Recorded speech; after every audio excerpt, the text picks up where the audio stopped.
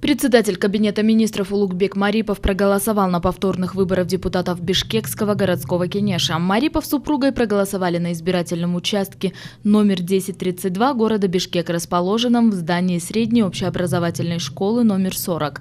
Глава Кабинета министров отметил, что каждому гражданину республики необходимо воспользоваться своим правом голоса и проявить социальную ответственность, политическую и правовую зрелость.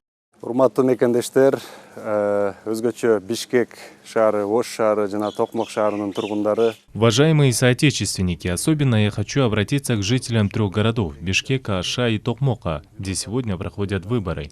Я пришел проголосовать с семьей. Я считаю, что жители должны проявить социальную ответственность и прийти выбрать достойных кандидатов, которые приведут к прогрессу и процветанию. Я приглашаю каждого жителя из трех городов принять участие в выборах. Что касается соблюдения саннорм, то на всех избирательных участках они строго соблюдаются. Есть маски, санитайзеры. Избиратели придерживаются дистанции.